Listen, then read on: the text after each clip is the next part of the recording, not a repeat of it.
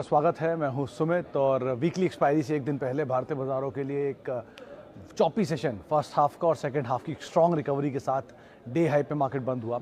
16,000 जो कल बाजार ने छू कर वापस बिकवाली दिखाई थी, आज उसके ऊपर क्लोजिंग होते हुए दिखाई पड़ी। 16,007 16,008 के आसपास इंडेक्स क्लोज होता हुआ दिखाई पड़ा। तेजी थी मिड कैप इंडेक्स में, डे हाई पर वो बंद हुआ, आउटपरफॉर्म कर रहा था। इनफैक्ट फ्रंट लाइन इंडेक्स को 2% की तेजी वहाँ देखने को मिली। स्मॉल कैप इंडेक्स में खरीदारी बनी हुई थी। तमाम इंडेक्सेस बीएसई के मेजरली कामकाज तेजी के साथ ही कामकाज कर रहे थे, जिसमें आज लीड कर रहा था एफएमसीजी स्पेस, जो कि बढ़िया तेजी में था। इसके अलावा आज तेजी थी रियल स्टेट स्पेस में, लोधा डेवलपर जैसे शेयरों में एक बढ़िया मूव आता हुआ दिखाई पड़ रहा था। इसके अलावा ब्रॉडर मार्केट्स के अंदर खरीदारी थी और इंडेक्स फ्रंट पर अगर आप नजर डालेंगे तो मिड कैप स्मॉल कैप दोनों तेजी में थे। एफएमसीजी, ऑटो, रियल्टी ये तीनों जोरदार तेजी के साथ कामकाज कर रहे थे, जिसमें एचयूएल, आईटीसी, गोदरेज, आईटीसी नहीं एचयूएल, गोदरेज, मैरिको जैसे नाम जो थे वो बढ़िया तेज़ी में एफएमसीजी में कामकाज कर रहे थे। ऑटो में बाइंग थी। इसके अलावा रियल स्टेट स्पेस के अंदर मूव देखने को मिल रहा था। इसके अलावा आज मिड कैप स्मॉल कैप में तेज़ी थी। थोड़ी बहुत खरीदारी बैंकिंग और आईटी स्पेस के अंदर आते हुए दिखाई पड़ रही थी, जिसमें आपको आईटी में टीसीएस नंबर से ठीक पहले वहाँ पर मूव था और बैंकिंग में प्राइवेट सेक्टर बैंक्स जो हैं वो पार्टिसिपेट करते हुए दिखाई पड़ेंगे। पीएसयू और एनर्जी शेयरों में आज प्रेशर था, जिसमें तमाम जो कंपनियाँ मेटल या फिर आप कह सकते हैं जितनी कमोडिटीज़ बेस्ड कंपनी थी उनमें प्रेशर था। ऑयल इंडिया प्रेशर में, ओएनजीसी प्रेशर में, एमआरपीएल जैसी कंपनियों के अंदर भी कुछ हद तक प्रेशर बनता हुआ दिखाई पड़ रहा था। तो वो स्पेस था जहां पे थोड़ा बहुत प्रेशर था, लेकिन अदरवाइज मार्केट के अंदर एक बढ़िया मूव जो है वो मार्केट्स में देखने को मिल भी रहा था। 617 अंकों की तेज़ी सेंसेक्स में, निफ्टी में 180 अंकों के आसपास का उछाल। मिड कैप इंडेक्स आपको 506 अंक ऊपर दिखाई पड़ेगा और निफ्टी बैंक करीब 508 अंक ऊपर दिखाई पड़ेगा। निफ्टी के 50 में से 40 शेयरों में आज खरीदारी थी। निफ्टी बैंक के रफली सभी 12 के 12 शेयर तेज़ी में कामकाज कर रहे थे और सेंसेक्स के 30 में से 25 शेयर जो थे वो तेज़ी के साथ कामकाज करते हुए दिखाई पड़ रहे थे। तो ओवरऑल मार्केट का जो मूड माहौल था वो थोड़ा बेटर साइड पे ही दिखाई पड़ेगा। हालांकि कल शाम तक जो संकेत थे थोड़े ऑड थे, जिसमें क्रूड नीचे आया था, डॉलर इंडेक्स तेज़ी में था, अमेरिकन मार्केट में नैस्डैक तेज़ी में थी, डाउ जोन्स में बिकवाली थी। लेकिन इन सब संकेतों के बीच में भारतीय बाजारों की जो आज क्लोजिंग थी वो तेज़ी ही दिख रही थी, वो शायद तेज़ी होते हुए दिखाई पड़ी। दिन के ऊपरी स्तरों के आसपास इंडेक्स आज बंद हुए। सुबह बातचीत हुई थी राजेश पालिया साहब से, तो उन्होंने कहा था कि 16,950 ऊपर, 16,750 नीचे, इन जोन्स को आप ट्रैक करेंगे। 16,950 अगर ब्रीच करता है तो शायद मार्केट और तेज़ी पकड़ सकता है, जो हुआ भी। 16,950 ब्रीच करते मार्केट ने 15,950 माफ़ कीजिएगा, ब्रीच करते ही मार्केट ने 16,000 के जोन्स भी पार किए और 16,000 क्लोजिंग के ऊपर क्लोजिंग भी दी। तो अब क्रूशल रहता है कि क्या मार्केट सस्टेन कर पाता है। नेक्स्ट जोन जो है वो 16,200 की जोन्स में है, जहाँ पे बाजार नज़र रखेगा, क्योंकि 16,000 कॉल राइटिंग जोन था वो बैकफुट पे गया। अब पुट राइटिंग जोन है वो आगे की तरफ लेके जाएगा 16,100 16,200 की तरफ। तो अब गैप अप या गैप डाउन अगर नहीं हुआ मार्केट में तो एटलीस्ट 16,250 आपको शायद दिख भी सकता है। तो उस लिहाज से आप मार्केट पे नजर रख सकते हैं। ओके, अब दोस्तों, अगर आप बाज़ार में अपना पैसा इन्वेस्ट करना चाहते हैं तो अभी जुड़े एंजल ब्रोकिंग के साथ में, क्योंकि यहाँ आपको मिलती है एक अच्छी एडवाइस और भरोसेमंद सर्विस और यहाँ अकाउंट ओपन करना भी है बिल्कुल फ्री ऑफ कॉस्ट। तो आज ही जुड़े एंजल ब्रोकिंग के साथ में। अकाउंट ओपनिंग लिंक डिस्क्रिप्शन में है, आज ही अपना अकाउंट ओपन कराएं। सवाल जवाब का सिलसिला शुरू कर लेते हैं और कुछ सवालों को शामिल कर लेते हैं। पहला सवाल जो मेरे पास आया है वो है, आईआरसीटीसी में न्यू बाइंग कर सकते हैं 5% के आगे मैं नहीं पढ़ पाया। एनीवेज सर, आईआरसीटीसी को मेनली तो अवॉइड ही करिए। बहुत बड़ी तेज़ी के बाद ये शेयर आप देख रहे हैं, मतलब आप कभी भी कोई भी शेयर में एंटर करना जा रहे हैं तो एक बार उसकी हिस्ट्री थोड़ी सी तो पढ़ लें एटलीस्ट। उसमें आपको ये रियलाइज है, प्राइस परफॉर्मेंस ही हिस्टोरिकल देख लीजिए, आपको हायर लेवल से नीचे ज़रूर दिखाई पड़ेगा 890 से, लेकिन ये ज़रूर देखिए कि ये प्री एडजस्टमेंट में ये शेयर एक तरफा चला था और उसके बाद इक्विटी डाइल्यूशन हुआ। इक्विटी डाइल्यूशन मतलब हुआ कि वो नंबर ऑफ़ शेयर बढ़ गए। अब नंबर ऑफ़ शेयर बढ़ गए तो प्रॉफिटेबिलिटी बट जाएगी बहुत सारे लोगों में, और प्रॉफिटेबिलिटी बटना अपने आप ही ईपीएस को नीचे ले आएगा, पीई को महंगा कर देगा। तो वो चीज़ ही हुई है आईआरसीटीसी, आईईएक्स जैसे शेयरों में, और वो उस तरह की चीज़ें आईओसी, आरईसी ऐसी चीज़ों शेयरों में भी होंगी। तो पीएसयू में कोई भी एडजस्टमेंट्स, कोई भी सप्लाईज ऊपर के लेवल पर आना, इक्विटी को और डाइल्यूट करना, प्रॉफिटेबिलिटी और बांट देना, नंबर ऑफ शेयर और बढ़ा देना, इसीलिए शेयरों को की तेज़ी को कैप कर देता है। इसीलिए मैं हमेशा कहता हूँ कि पीएसयू की तेज़ी कैप्ड होती है। फिर से वही बात, अगर आपको लगता है कि आपको यहाँ पे प्रॉफिटेबिलिटी और बढ़ेगी और वो दुगनी रफ्तार से चलेगी, जो बोनस के शेयरों को भी के लिए भी पूरी होगी, तो आप ज़रूर एंटर कर सकते हैं। लेकिन अदरवाइज इक्विटी डाइल्यूशन रिस्क हमेशा रहेगा। पीएसयू कंपनी में हमेशा तेज़ी जो होती है वो कैप्ड होती है। What is the meaning of capitulation on down side of a stock? Dikshit साहब, ये टर्म मेरे लिए थोड़ा सा नया सा है, मैं ज़रूर इसके ऊपर R&D करूँगा और आपको ज़रूर बताऊँगा। आज के लिए मैं इस पर माफ़ी चाहूँगा, लेकिन हाँ, इस पर ज़रूर मैं आगे आपसे एक चर्चा ज़रूर करूँगा इसके ऊपर। ओके, ABB के केस में घोषाल साहब, आज सुबह आज सुबह आशीष चतुर्मोता की तरफ से पिक थी, 12 बजे के अराउंड वो हमारे साथ जुड़े भी थे और उन्होंने इस पर बातचीत की थी और उन्होंने ये बात हमसे कही थी कि इसके जो उनकी जो टॉप 3 कैपिटल गुड स्पेस की प्रेफर्ड पिक है, उसमें एक ABB है, दूसरी कमिंस है और तीसरी प्राज इंडस्ट्री है। ABB के शायद उनके टारगेट्स अचीव हो चुके हैं, लेकिन वो फिर भी इसमें थोड़ा बहुत डाउनसाइड और देख रहे हैं। कमिंस और प्राज इंडस्ट्री के केस में उन्होंने ज़रूर यहाँ पर निवेश करने की राय दी थी और बने रहने की राय दी थी, तो आप एटलीस्ट वहाँ पर आप निवेशित रह सकते हैं अगर आप निवेशित हैं तो। ABB के केस में आपको वो वीडियो भी अवेलेबल है, आप देख सकते हैं वहाँ पर ट्विटर पे, वहाँ से आप उसमें उठा के उनके टारगेट्स को देख सकते हैं, क्या टारगेट वो मान रहे हैं जो जा सकता है। वैसे भी एक अच्छा टेलविंड पूरे स्पेस में है, मल्टीनेशनल जाइंट है, कंपनी के फंडामेंटल में कोई दिक्कत नहीं है, इक्विटी भी छोटी है, प्रॉफिटेबिलिटी भी ठीक ठाक है, तो अगर आप अदरवाइज भी बने रह सकते हैं तो कोई दिक्कत नहीं होगी ABB में।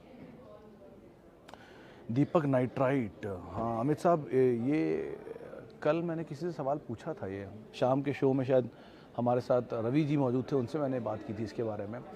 देखिए, दीपक नाइट्राइट में फंडामेंटली तो ऑब्वियसली कोई ट्रिगर, कोई दिक्कत नहीं है। थोड़ा आप अगर with due course of time ले सकते हैं SIP वे में तो आप जा सकते हैं। आपने आउटराइटली लिया हुआ है तो आप बने रह सकते हैं। आप नया निवेश नहीं करे बैठे हैं और नया निवेश करना चाहते हैं तो थोड़ा यहाँ करके थोड़े के लिए वेट कर सकते हैं। इस तरह की 3 चीज़ें हैं जिनको आप ध्यान रखिएगा।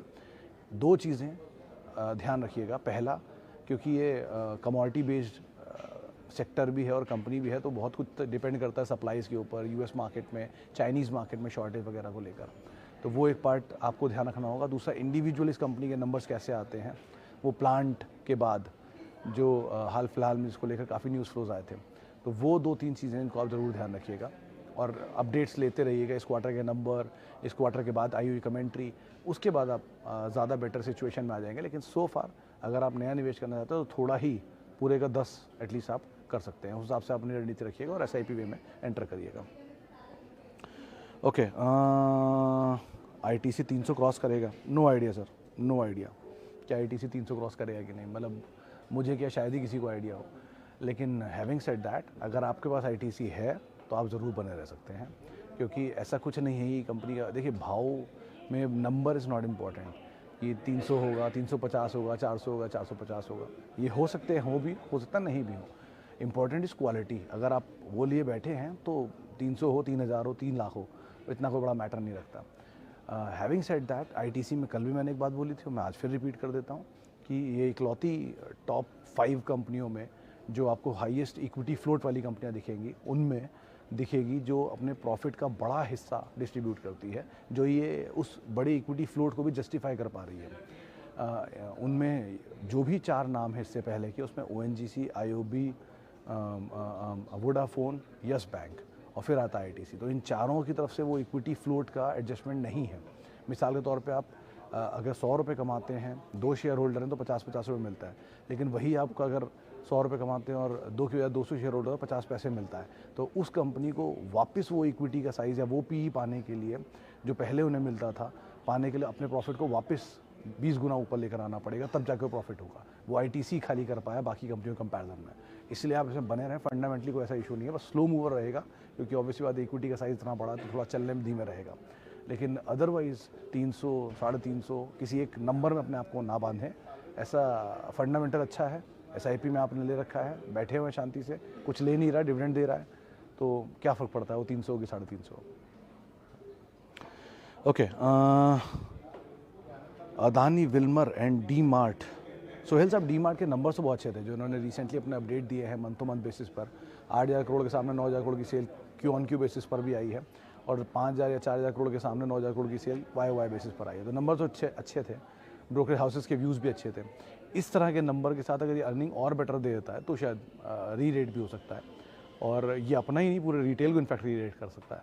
बाकी फ्लोट नहीं है मार्केट में, 72-75% प्रमोटर के पास है, बाज़ार में शेयर है नहीं, F&O में है नहीं, शॉर्टिंग हो नहीं सकती, तो बहुत कुछ है नहीं खोने के लिए सो फार तो इसलिए आप आराम से इसमें बने भी रह सकते हैं और नीचे के लेवल पे आप ऐड भी कर सकते हैं। अच्छा जी, अदानी विल्मर के केस में सर नंबर ठीक हैं, न्यूज़ फ्लो थोड़े ज़्यादा हैं। कुछ बाज़ार में ऐसा हर्ड ऑन द स्ट्रीट है कि शायद इनके जो सर्किट फिल्टर्स हैं उनके अंदर फेरबदल होगा, क्योंकि बहुत समय से T2T में थे, T2T से बाहर भी आ सकते हैं, ASM से बाहर हो ही गए हैं, T2T से बाहर होंगे और उसके बाद शायद इनके सर्किट फिल्टर रिवीजन हो। और आउट ऑफ मतलब आप ये समझ लीजिए जिस तरह के प्राइस मूवमेंट हैं उनको देख के तो लग रहा है शायद स्टीम को निकाल रहे हैं, फ्रोथ जिसे कहते हैं सिस्टम में से, उसको निकाल रहे हैं। तो आप बने रहिए, ऐसा कुछ है नहीं, बस नंबर्स को आप हर क्वार्टर बाय क्वार्टर को कीनली वॉच करिएगा, उसके बाद कोई कॉल लीजिएगा। अच्छा जी, NMDC करंट प्राइस पे बाय कर सकते हैं क्या? पोर्टफोलियो का 25% डिविडेंड वाला स्टॉक रखना चाहता हूँ। दीपक साहब, दोनों चीज़ों में बड़ा अंतर है। आपने दो सवाल पूछे हैं। पहला, आप NMDC के बारे में पूछ रहे हैं। NMDC एक मेटल स्टॉक है जो हायर लेवल से ईज आउट हो चुका है।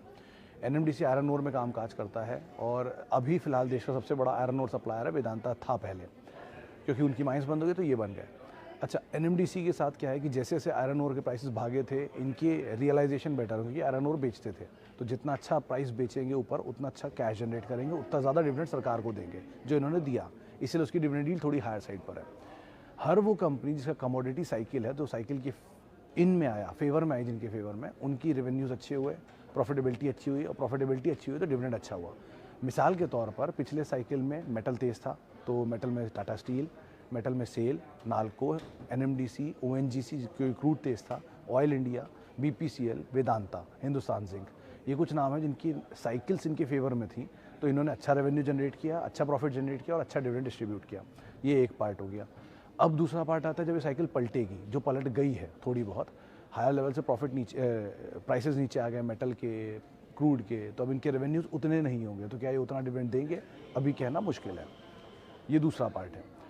तीसरा पार्ट जो परपेचुअल डिविडेंड देते हैं, जिनको कोई फ़र्क नहीं पड़ता साइकिल से, उसमें अगर आप आएंगे तो उसमें आते हैं ITC, उसमें आते हैं ओरेकल, फाइज़र, सनोफी, जितनी मल्टीनेशनल जाइंट्स हैं, क्योंकि उनके पेरेंट्स को उन्हें पैसा देना होता है, उनके पेरेंट बाहर बैठे हैं और उनकी रियलाइजेशन उन्हें बढ़ानी होती है, तो ज़्यादा डिविडेंड देते हैं। तो नेस्ले, ओरेकल, जितनी भी मल्टीनेशनल्स हैं, आप उनको बतौर डिविडेंड ले सकते हैं, या फिर कैश रिच कंपनीज जिसमें आते हैं बजाज ऑटो, इस तरह की कंपनियाँ।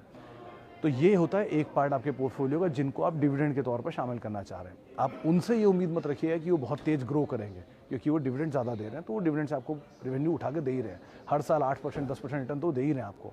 उनमें 10-12% मिल जाएगा तो टोटल 20% आपको मिल गया साल का। जो नॉन डिविडेंड पेइंग कंपनियाँ हैं वो होती हैं एग्रेसिव, उनमें आएगा मोटा गेन या मोटा पेन, आप उस हिसाब से उनको देखिएगा। तो अपने पोर्टफोलियो को अगर आप सेग्रीगेट कर रहे हैं तो सिस्टमैटिक वे में देखकर फिर सेग्रीगेट करिए, वो ज़्यादा बेटर है। ऐसे एब्रप्टली किसी कंपनी को मत उठा लीजिए ज़्यादा डिविडेंड के हिसाब से। ओके, अभी कौन से शेयर में इन्वेस्ट करना चाहिए? पूजा जी, अगर आपको कुछ नहीं पता, बाज़ार में आप कुछ नहीं जानती हैं, आपको बाज़ार के बारे में कुछ भी नहीं पता, आप सिर्फ शेयर लेना चाहती हैं और लॉन्ग टर्म के लिए लेकर भूलना चाहती हैं, तो सिर्फ और सिर्फ लीडर लेकर रख लीजिए। उनमें खोने के लिए बहुत कुछ नहीं होता।